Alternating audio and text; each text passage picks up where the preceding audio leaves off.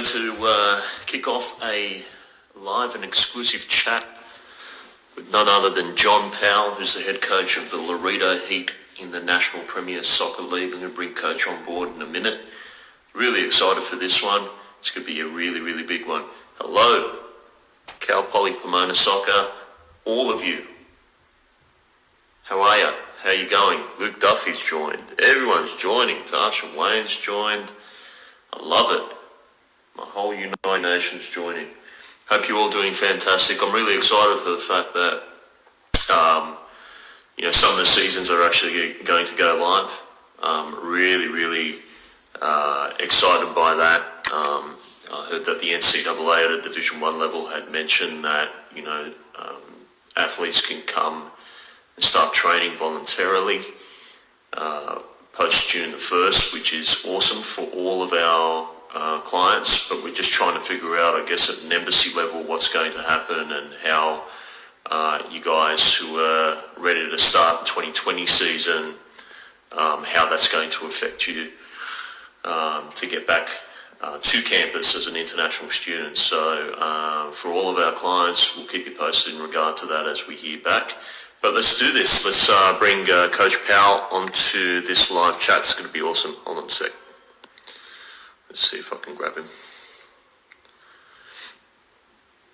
Here we are. Very excited to have Coach on board. Good one. Hello. How are you? I'm good, man. How are you? I'm doing great, man. Good to see you. Thanks for having me today. Brother, I'm blessed, man. The sun is shining here in Sydney. It's beaming on my big bald head. You can see it hitting that angle. Life is good, man, and we're slowly getting back on track, I guess, here in Australia. How are you guys going over there? Yeah, well, I'm in Northern California, so it's getting back on track. It's still a little bit, different, for lack of a better way to say it, but 107 today, heat-wise, so we're getting a little bit of heat wave, but which is unusual for this time of the year, but everything's going really well. Wow, that's good. And obviously with the NPSL now, they've pretty much, have they shut down the season for the rest of the year, or? Yeah, I think officially the NPSL made an announcement that the NPSL season won't be happening as planned. I know there's a lot of clubs talking about whenever they get the all clear, working up some friendlies and other things like that. So there's still a lot of hope, but as far as the NPSL season, as it's been the last, couple, it's that won't happen. Right. Okay. So, and that's, I guess it's an interesting dynamic at the minute. Do you think that that's going to kind of transition over into the following year? Is it going to kind of spill into the spring, or what's going to happen with the NPSL in that regard? Just my speculation. I mean, yeah, I think there's a lot of really good owners though in the NPSL that they'll be able to rebound and recover and do just fine. I heard there was some talks about maybe doing it in the winter, for some clubs that are able to. So that would obviously be best case scenario, but I don't think it'll have lasting repercussions for the following year. I think there's enough owners that are serious about the NPSL and they know the worth that it provides their athletes. So I think they'll be just fine. Yeah. Okay. Well, fingers crossed, Coach. Absolutely. The United Nation, we're very lucky to have this gentleman on board. Thanks for one and all for joining.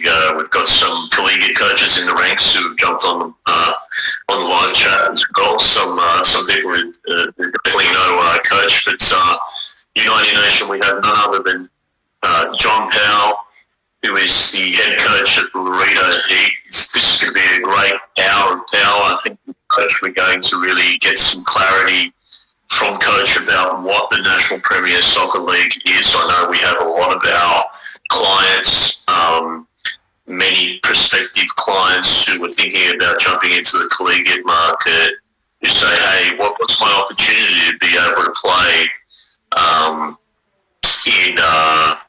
in at a semi-professional level, and what's my chance of getting an opportunity to go to the pros? And I guess that's what the NPSL has been, for the most part, allowed to provide, I guess, pathway potentially for student athletes to be able to get an opportunity. But we'll delve into that in a little bit more detail in a moment, Coach. But again, thank you for joining us. Yeah.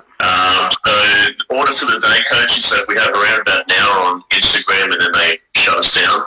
So we'll try to get through a few questions as quickly as possible. Okay. But one and all, just so you guys understand the background, Coach Powell is the head coach of the Laredo Heat, based out of Laredo in Texas.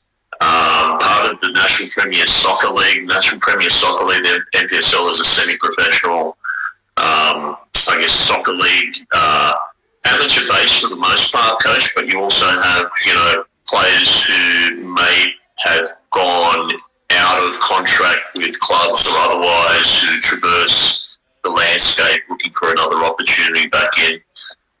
So the NPSL is really a fantastic opportunity for potential student athletes who might be thinking about going into the American market and wanting to get a platform to potentially go into a high level of play or be scouted throughout their 4 years to be able to go to a high level of play post their 4 years potentially.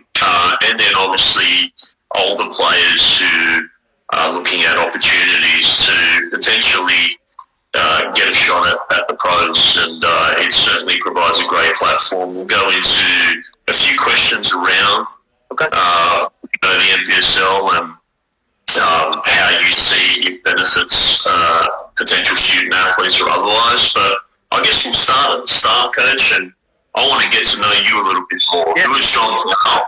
How'd you grow up? Where'd you grow up? And how'd you get into the wonderful world of football or soccer, as you guys call them in America, but we call it football down here. But the wonderful world of soccer, whether it be collegiately, obviously you have a background there, and then how you jumped into this opportunity with Laredo, and just a little bit more about you, how you grew up, who influenced you, and how you came into college soccer and beyond. Yeah, let's see. I have a tendency, as my players will probably tell you, I got a tendency to ramble a little bit, so I'll stay on topic. Honestly, I ramble a lot. Coaches, yeah. So I grew up in Northern California, and that's where the college I attended is located, in Turlock, California. So I went to Stan State and played 4 years collegiately there. And as I graduated from there, I got asked to stay on as a volunteer assistant. And at the time, I was just working a job outside of soccer, totally. Just thought, you know what, yeah, keep me connected with the game. I'll give it a go, see how I like it.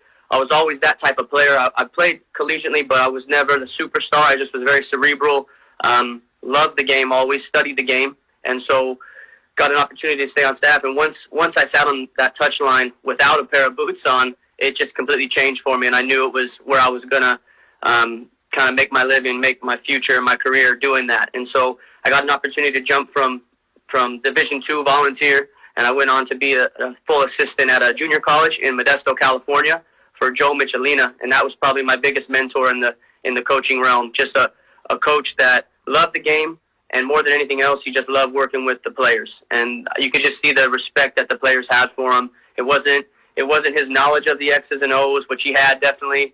It wasn't, the degrees he had, the coaching licenses he had. You could just tell that there was a genuine love between him and his players, and they were always competitive. That year we were ranked 7th in California. The JUCO system's a little different out in California, but just a fantastic experience. And then luck happened, and Stan State was looking for a full-time assistant in 2013, and I transitioned right there, and got promoted within to associate head coach, and I've kind of been there ever since, and I will be, moving on from Stanislaus this July, but it was a great place for me to coach. I mean, so many fantastic players that came through the Stanislaus State system. I mean, all-Americans, all-conference players, but more than that, just amazing guys who we still stay in contact with today. So it's a little bit about, my college coaching side of it, and then in 2018, I worked with Coach Dana Taylor as his number one assistant in Laredo.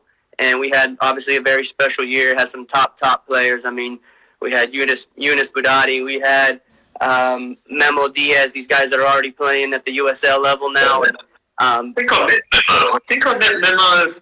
Yeah. In my trip to Texas when I was out in Texas, and you know Matty Barnes very well. So Matt, a close friend of mine, and spent a lot of time with Matt when I was out there. So I think I met Memo when I was out there. Absolutely. Okay, that's cool. Yeah. Both those guys.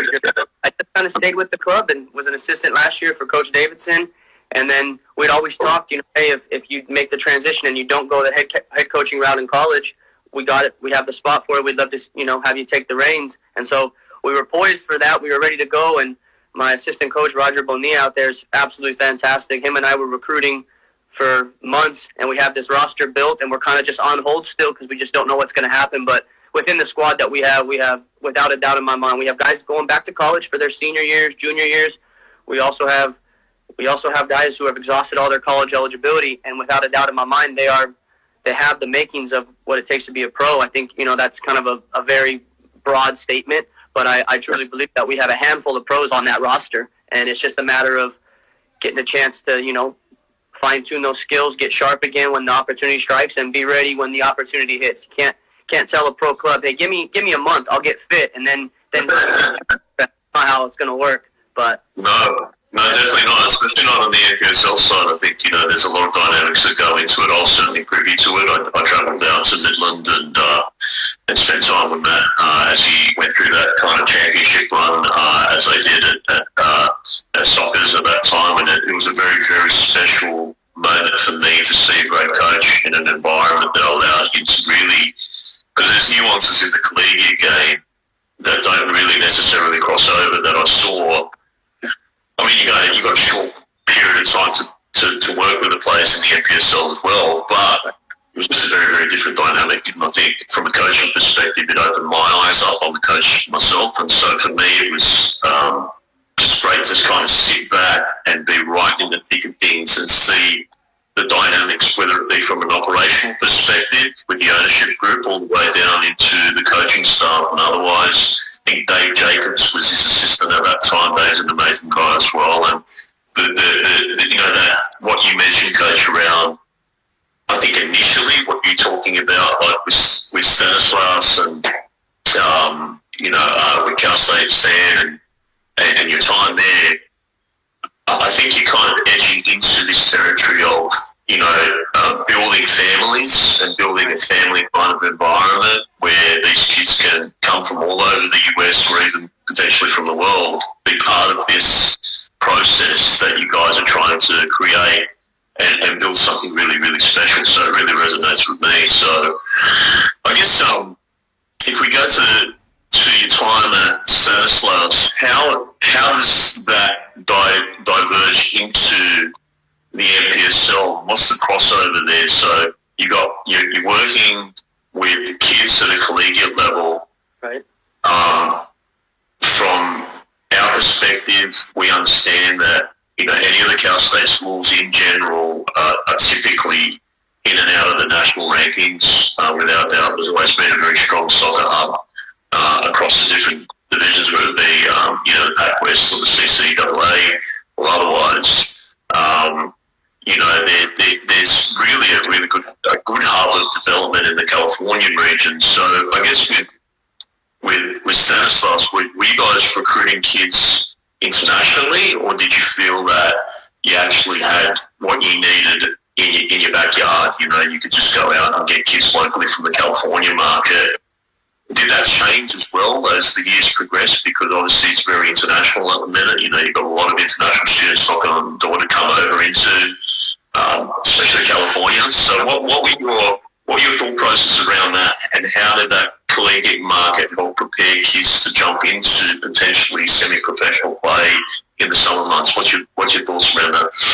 Yeah, I think it was a mixture. When you go and you look at some coaches or a program's recruiting model, I think you're never just too heavy into one area. But we were fortunate enough in this area. There's so many talented players in this Northern California region. So a bulk of our recruiting was done locally, but there was, I would say every year that I was there, we had 6 or 7 campaigns, and we always had an international roster spot or two, a guy on our roster from, a different part of the world. And it was awesome. That's a great experience as well. You guys they mesh and they form these relationships, which they would never have met if it wasn't for football. So that's that part's really awesome. But there's also, you know all about it because you're well versed and well knowledgeable about the college game. But certain universities have the ability to get international students in a little easier than others. So we, unfortunately, for most of my time at Stanislaus, it was more difficult than it was now. So now I think it's trending to, in my opinion, a better direction to where it's a little bit easier. But for the most part, there we did have a couple though. We had a couple standout players as well. From we had Daniel Kaczynski who's played in Australia actually for a little bit, and he's been around. Brandon James, guy out of England. So we did have a handful of guys in my time there, but it was just really, at the end of the day, it was where was the right fit. And we might have hit our market in Northern California really hard, but we also had players from 2 hours, 3 hours, 4 hours, Southern California, even out-of-state guys. So it's all about just making, as a coach, what you can find to make that roster click. So yeah, and then obviously with those kids that came through the collegiate market, and when you transitioned into a role with Laredo, were you tapping back into the collegiate market heavily? And I guess from your perspective, what were you looking for obviously Laredo's a very, if people don't know very much about it, but Laredo Heat is, from what I understand and understanding the dialogue with the coaches in my network right across the US, it's a known franchise in the NPSL. There's you guys have done some pretty great things over the years, and you have an amazing setup, right? It comes all the way from the ownership group with Rishi and the family, and then all the way down into the coaching staff and what you guys develop in terms of infrastructure and resources for these kids to be able to come in and develop and become better at their craft. What is it that when you're recruiting, are you recruiting the kids, kind of specifically out of, the collegiate market, or are you also looking at, these guys who are kind of journeymen, older players who are just looking for a platform? What's the process at Laredo in terms of your recruiting cycles? Yeah, so Coach Bonilla and I had really talked about it, and I think there was one key prerequisite for us to even be interested. We were hitting the college market, to answer that right away. That was where we were looking. 90% of our guys we had seen through a college match of some sort, whether we streamed it, whether we attended it personally, whether I had coached them at Stanislaus, whether we had heard about them on recommendation. The college market, I just think the college level is very, very high in the States, and I think there's so many tremendous coaches, whether it be the CCAA, Pac-West, or Division I, Division III, NAIA. There's just a lot of really good coaches, a lot of really good teams, or really good players. So we focused our recruiting efforts there. But that prerequisite that I was talking about was we only wanted players at Laredo this year. We only signed guys that wanted to be professional players. I was telling a couple of my youth players the other day, I was asking them, we were just having a little Zoom meeting and talking and staying, caught up with each other's lives. And I told them I had to turn down a player who was all conference. I think he might have even been an All-American player, and he was a junior going to his senior year. And our phone interview or phone conversation was, Coach, here's this about me. Boom, I'm a goalkeeper. I play this, and this. Here's my strengths. Here's what I'm working on. I said, okay, why do you want to come to Laredo this summer? And he goes, I just want to have a little bit of fun this summer before I play my last year. So for me, that was an instant turn off. And right there, I crossed him off our list, and we moved on. And nothing against the young man. I'm glad that he knows who he is, but what he wants. But we were very specific. I mean, the Shashi and Rishi and Priya and JJ and that whole ownership group there are so fantastic, and they bend over backwards to try to provide an environment where our boys will be successful, and not just the NPSL level, but all the way down the UPSL and the club. And Memo Diaz, the DOC, or Memo Cienfuegos, Cienfuentes, the DOC, fantastic guys, and they just care about this vertical integration, and it's very transparent. And I guess what I'm saying is they provide so much for these guys that if you don't want to be a pro, if you're not going to use their resources that they're providing to jumpstart your career or get it back going, like I said, there are a handful of guys that were in our roster because they brought some maturity, they brought some that experience that maybe a college guy didn't have. So we had guys that had 2 or 3 seasons in the NPSL under his belt, a pro player who was playing professionally in Mexico but fell out of contract and needed a boost, needed to find somewhere where he can get training and get fit and get the match minutes. So we kind of had a little bit of everything. But to get back to the main question, it was all about the college market for us personally. Right. So in terms of because a lot of people won't understand unless, I guess, you articulate it, what is the structure of the NPSL and how does it fit into the semi-pro and pro market? So you got college soccer. Prior to that, you got obviously club soccer local. You got college soccer. You also had at one point up until very recently kind of the DA development academy structure as well. They all filtered into, typically it's either one or two things. The DA kids would potentially, if they were part of, say, Red Bull Academy or whatever it might be, right, they may have an opportunity to go pro direct through the academy structure. Some of those kids may have had the opportunity to go into the collegiate market without doubt as well. Then you've got the college market. Where does, and obviously the pro market, so everyone knows Major League Soccer, top of the draw, and then you got underneath that USL Championship. Realistically, there are other divisions, and otherwise, where does the NPSL fit into the bigger picture? And can you paint that landscape for everyone who's kind of watching? Can you give us some clarity on that? Yeah, I think it's pretty simple. I mean, let's see if I can, like you said, there's the MLS right below the USL Championship, then USL League 2, I believe it is, and then that, you have the NISA Soccer League and then the NPSL, and so they're right in that semi-professional tier, so call it third or fourth tier. Some people I know group the USL Championship and the USL 2 together because they say most of the time there's affiliations there. So I think if you were to look at it, you could say it's probably fourth tier in America, and I think it's, there's over, I think 90 to 100 some odd, franchises in the NPSL, and they compete in their different divisions throughout the country, and the United States being so spread out that, there's an NPSL team here in my own backyard, a minute from the house, and they would probably never play the Laredo Heat. It would take a very, the way the brackets would work out in the playoffs to match up in somehow like a national final for that to ever happen. So it's a great deal of teams, which is great because I see, as a coach, I see 90 teams, 100 teams in the NPSL. For the sake of math, let's say 100, and then I'm thinking, you have a roster of 24 guys. Well, there's 24. I mean, you got a lot of people now. You have a lot of players that are given that opportunity to move their game to the next level. So, yeah. So in terms of the tie back, if you look at that as a platform, where, and if you look at the landscape again, MLS, USL Championship, for example, when you're saying, hey, I'm actually a paid professional now. Right. How does the NPSL, in your opinion, affect these kids who come into the franchises like Laredo Heat during their summer months? How does that affect them, and how does that provide a platform for them to be able to go back into the pro levels?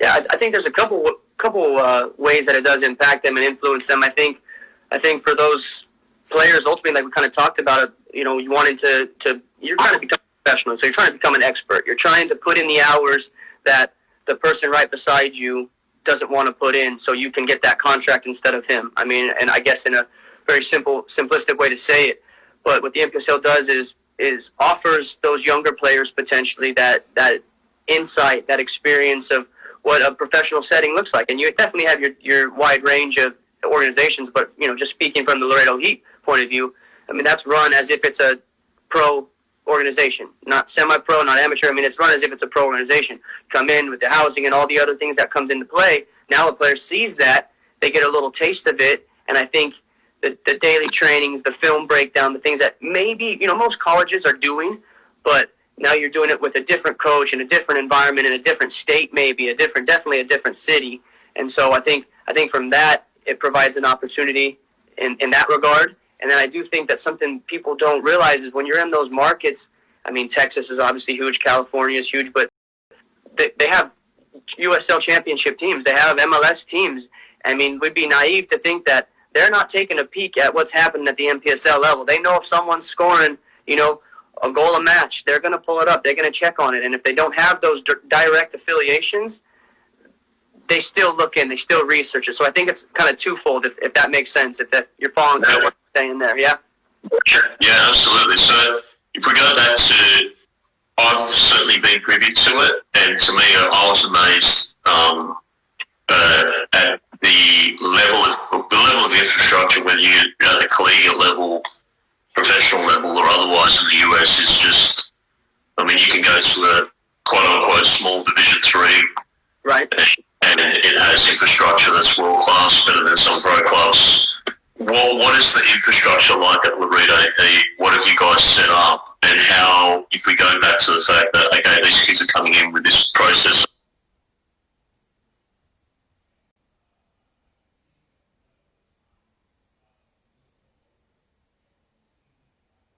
of, I want to be a pro, what kind of facilities, what kind of infrastructure are you guys leveraging to be able to give them that opportunity to experience that?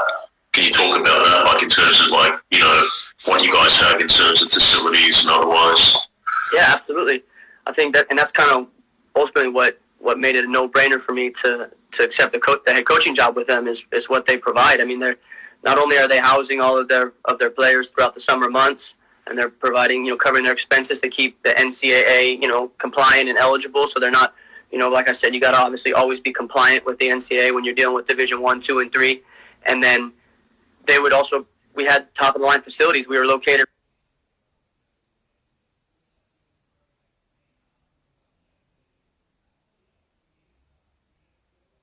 right there in Laredo. So we would train at Texas A&M International University, fantastic all grass pitch. Fantastic weight room that we were really excited to use this year. In years past, the ownership group had made sure that also, I think I lost you for a second. They made sure that players had access to a gym. Wait, you got me? And so they had access to the gym, and it was literally session in the morning, couple-hour break where they were encouraged to, have their meals and get their rest and their recovery, and then followed by a gym session predicated on the training load and what we were looking for with the week ahead. So, and then there was always film breakdown, and there will always be film breakdown as long as I'm at,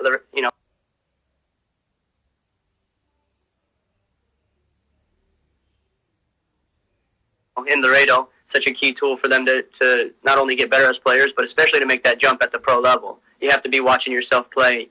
So the infrastructure, like I said, they had access to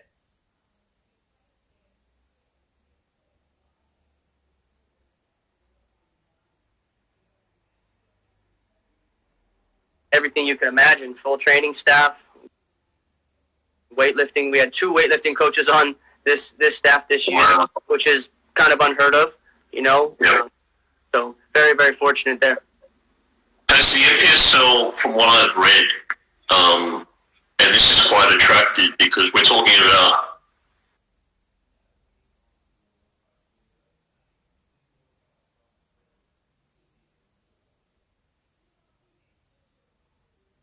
a mixed bag of players, so the collegiate bound student athlete who can leverage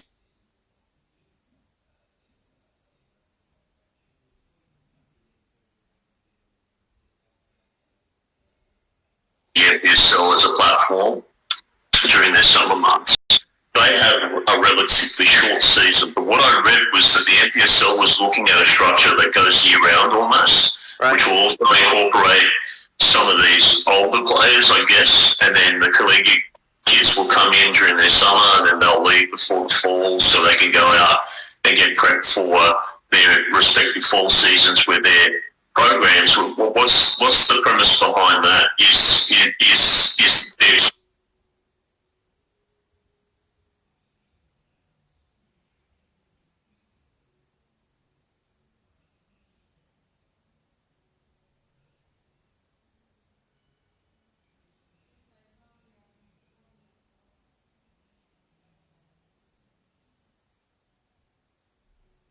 talk of that potentially, that it's going to go kind of like a 9 months throughout the year, you're playing kind of year round in the NPSL? Is that happening?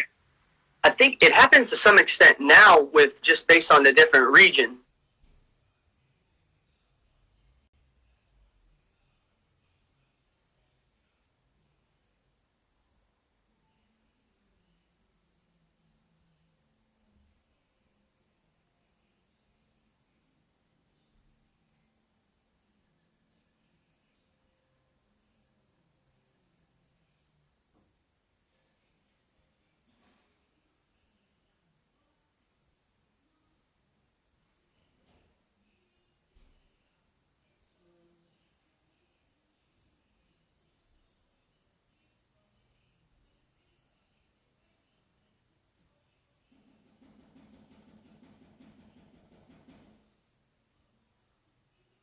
So I mean, based out in California,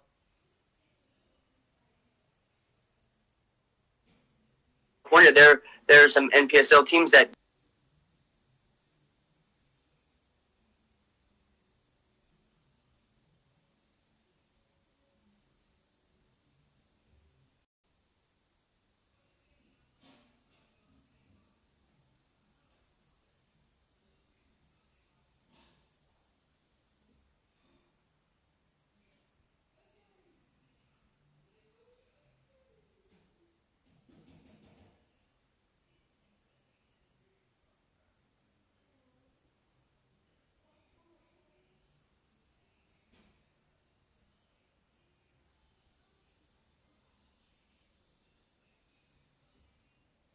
get going a couple months earlier than we even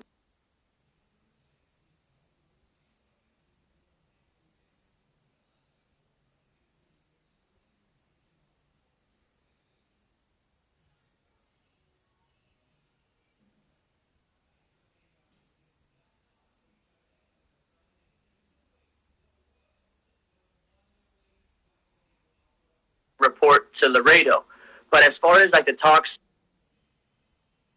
year round, I haven't heard that. I haven't been privy to any of that. But I know obviously with this,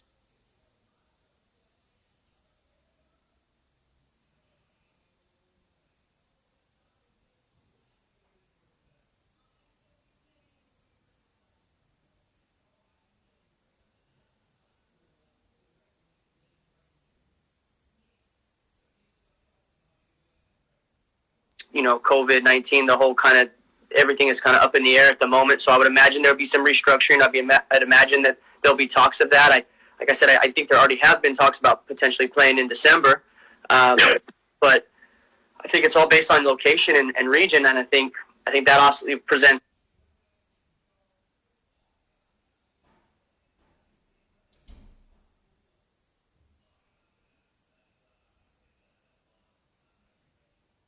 other opportunities. So just because we start in May, we end at beginning of August where we're at. That's a strong pull for collegiate players. But if you're a program that's or a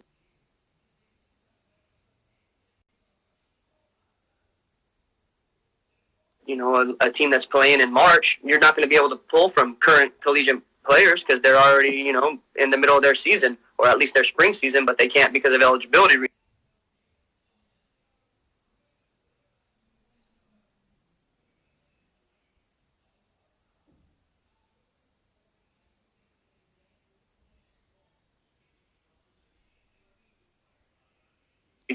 So a lot of different ones. Yeah. Okay, so in terms of if you look at the growth of the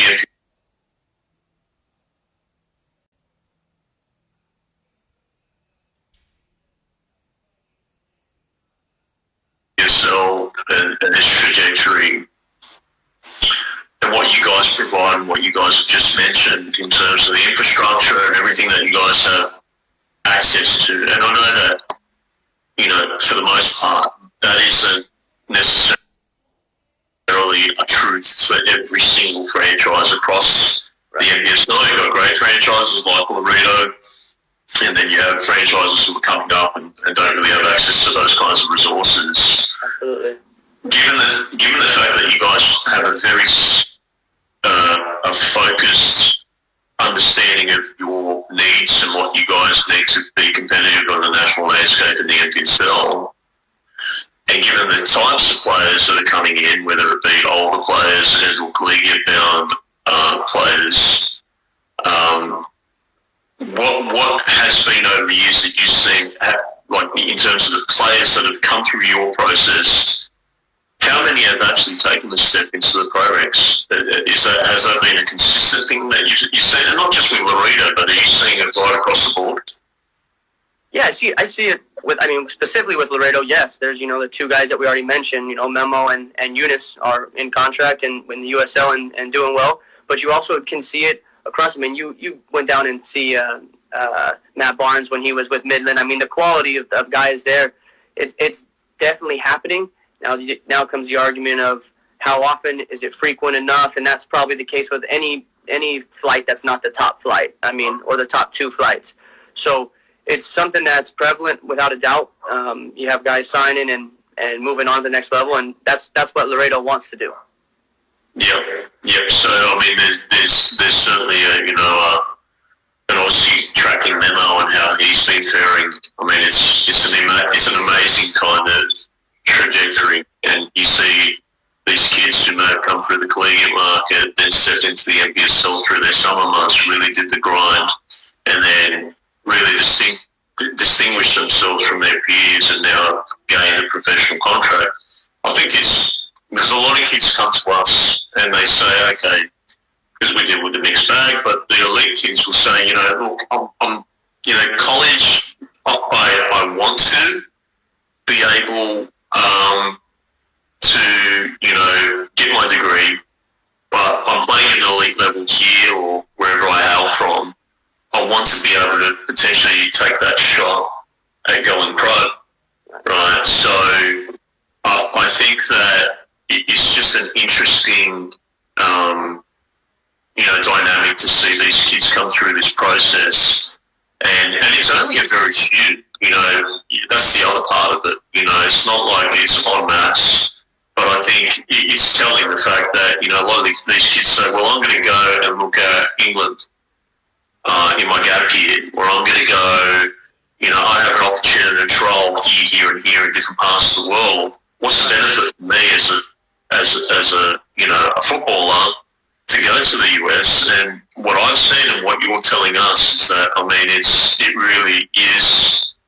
There's a very wholehearted opportunity to be able to, play at a very elite level, whether it be collegiately, get your education, play in the summer months, and then pop over into potentially go pro post your 4 years in the market. So whatever you've told us here today really resonates with the stories that we talk about when we talk to these kids and say, hey, don't negate the college market simply for the fact that if you're at an elite level, right, the US market, in terms of its facilities, infrastructure, resources, the fact that you're able to go, okay, hey, I'm going to go study, whether it be I'm not really there yet academically, I can go to a nationally ranked junior college, you're part and privy of that system, and the flow and effect of that. If you go through 2 years, you can end up in a great 4-year university and finish your degree, or you go straight into the 4-year market. You're playing at a very good standard. You've got kids coming in from all around the world. We're also coming out of some of the best training environments in the world. They may have missed the boat professionally, and they see this as another pathway and avenue. And I think that's, if you look at it overarchingly, and I studied the markets over there in terms of the sports markets, if you look at the MLS as the main,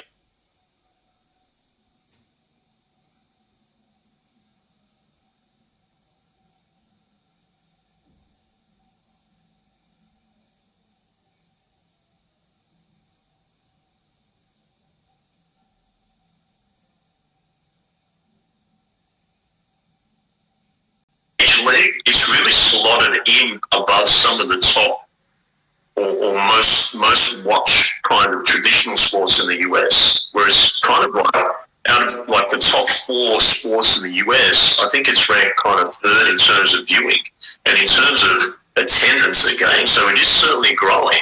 Yeah. And what these kids don't understand is that whole market in the US is the quality. The quality of the EPL or the Bundesliga or the Serie A, it's not there yet. Right. But give it 10 years, another 10 years. So there's a lot of history in the MLS already. Give it another 10 years, it'll be a different beast. Because what I saw even at, I saw it at the NPSL level, but travelling out and actually seeing pro teams, just even in USL, go down to San Antonio FC, right? And the facilities, the amount of money, the Spurs group who own, San Antonio Spurs put all this money back into and own. Right.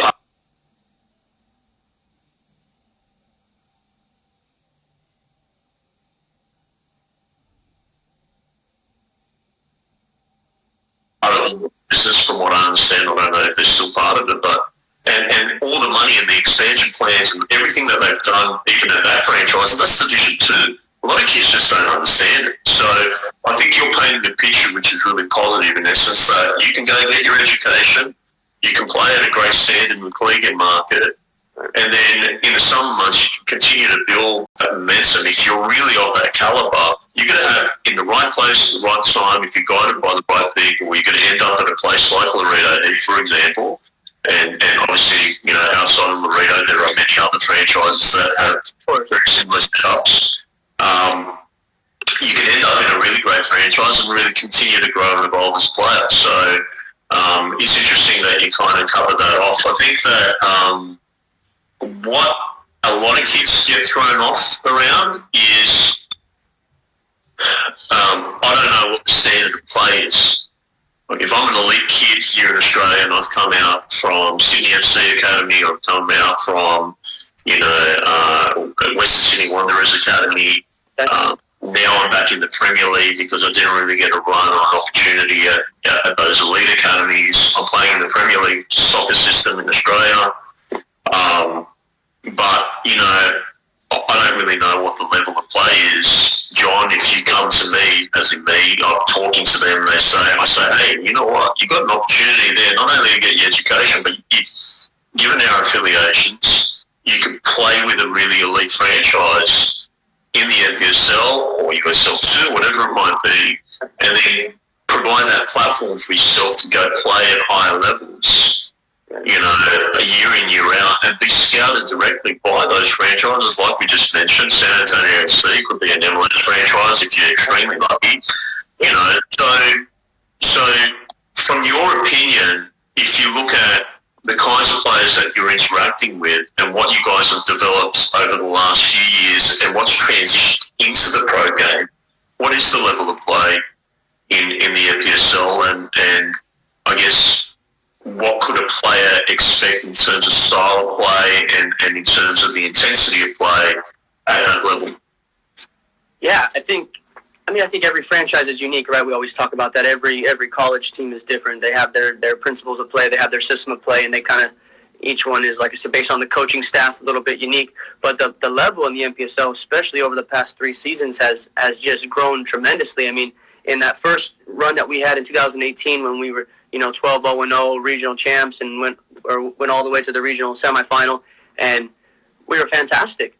And there were a couple teams that I would say weren't up to par, but then the following year, it seemed as if everyone had improved. I mean, of course, you have your Midland, you have, you know, the Laredo Heat, and Denton Diablos came in last year, and they were stacked with these college players, and they were just fantastic programs. I think it's on the rise. I think there's a couple things that I think we've hit it a little bit, but we haven't really talked about it.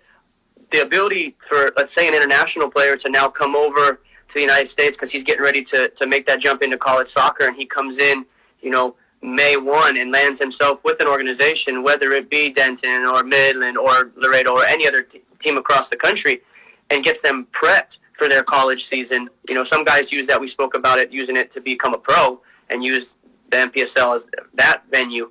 But it works both ways. They can come in, get obviously fit, get the match minutes, and then now that helps them transition to college soccer. I think what I saw, the guys that were successful in Laredo that went back for their college seasons, it came because of the environment that they were in the summer. Were they great players? Absolutely, you know, without a doubt. But by being in Laredo, and by training daily, watching the film, getting the lift sessions in, the recovery sessions in, they just took their game to a different level. And it came August to join their college programs, and they just kind of kept running with it and did what they did. And obviously, we've spoke about them a little bit, but there's some fantastic guys, and not just with Laredo. But I think it's a really great league that provides a lot for the players. Yeah. In terms of, and it's interesting that you say that you see the transition of these younger guys who are coming into a setup like Laredo, and when they're there, given the infrastructure, the professionalism, and what you guys put into place to help them continue to grow and evolve as players, infrastructure-wise, coaching staff-wise, and what you guys have in place. I've heard of some of our clients, when they've asked coaches, and this is over the years, right, and it may have changed, but the question is realistically, some of these coaches say, hey, I don't want you playing soccer. You might get injured. Right. Has it changed?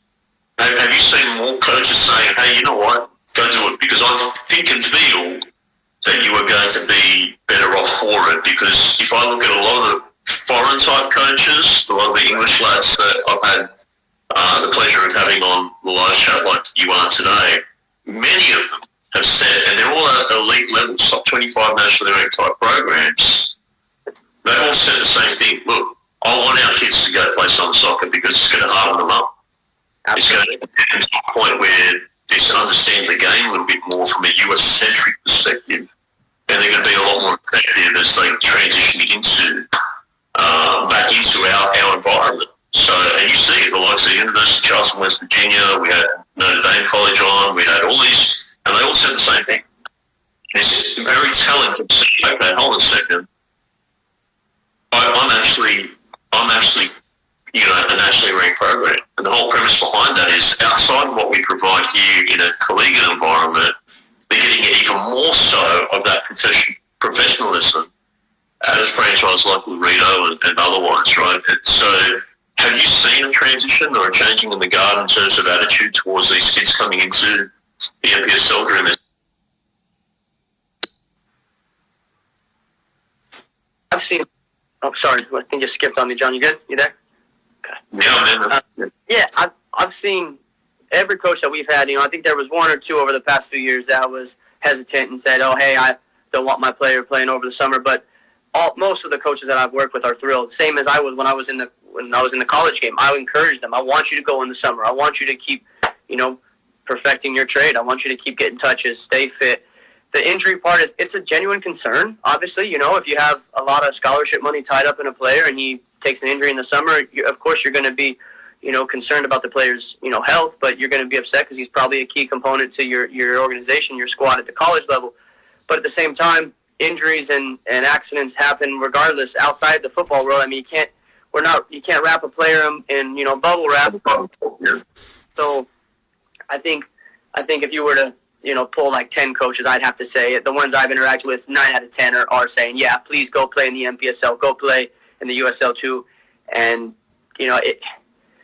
again, I think from our point as the head coaches, and I know just because I know not to keep referencing them, but the Matt Barnes, Johnny, those guys that are proven coaches at the NPSL level as well as the college level, it's about the communication, letting the coaches know. So not only are like the Laredo Heat, we're asking for their summer lifting program prior to their arrival. So we can, we have 2 weightlifting coaches on staff, but let's tailor it to what their program is. So if Eunice is going back to Creighton, let's talk to Johnny Torres over there at Creighton and make sure, hey, what do you want him doing? Here's our match schedule. Here's the load of training. Here's what we're going to do in the weight room. See if it matches up. And for me, it's all comes down to the communication piece. All communication. Yeah, absolutely.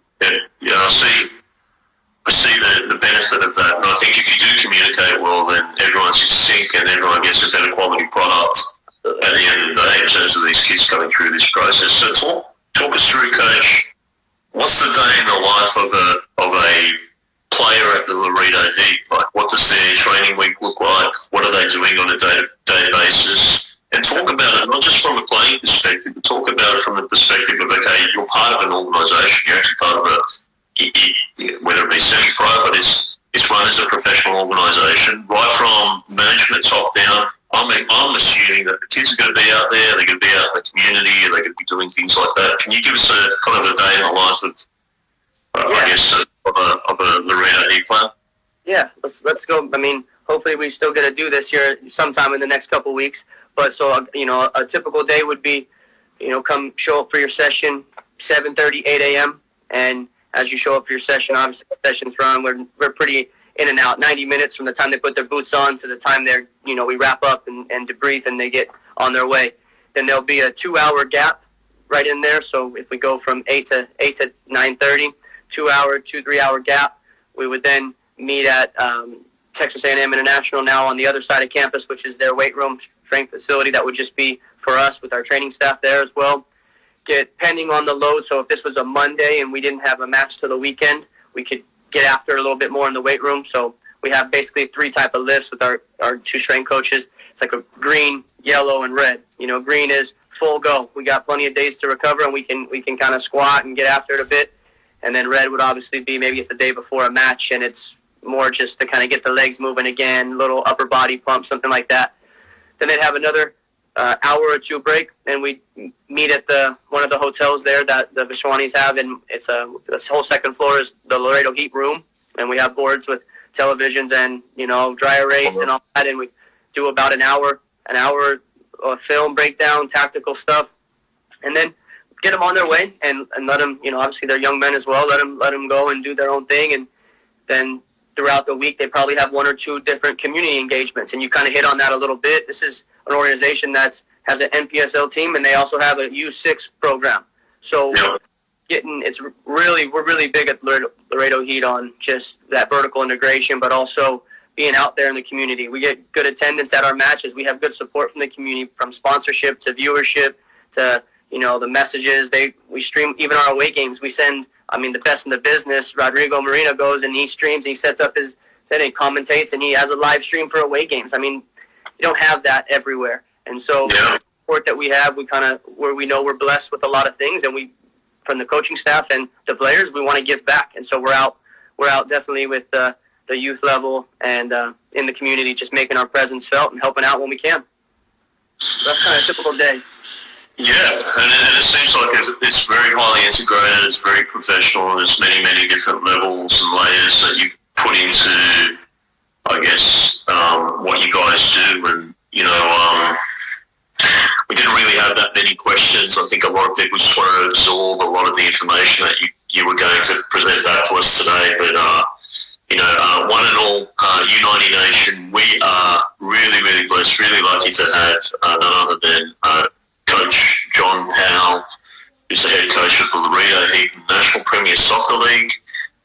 It's been a pleasure, Coach, really has, and you've really given us some really deep insight as to, where the NPSL fits into, and the semi-professional landscape fits into the collegiate landscape, what the crossover is, what to expect for any potential student athlete who thinks about going into the collegiate market with the prospect that, hey, potentially you could go play in the summer months at a setup like Laredo Heat if you have the ability and you have,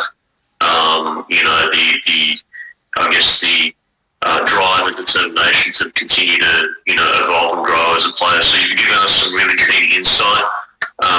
Really, really appreciate it. U90 Nation, this will be live on our Instagram TV account. It will go up on our profile. Please feel free to view this interview for the next 24 hours. After that, it's gone. But really, really appreciate your time. John, I'm really grateful. I'm really hoping that everything kind of transitions back over into kicking off, play again with the season, and I'm wishing all the best in that journey back into the collegiate market, man. And I'm here to assist you, and especially our staff, and otherwise trying to find really great quality recruits for wherever that journey takes you as well. So thank you so much for your time, U90 Nation. Blessed to have you all on board, and thanks again, Coach, for joining us today. Have a great day. Fantastic. Thank you so much for having me. I enjoyed it. We'll talk real soon. No problem, man. Thank you very much. Take care.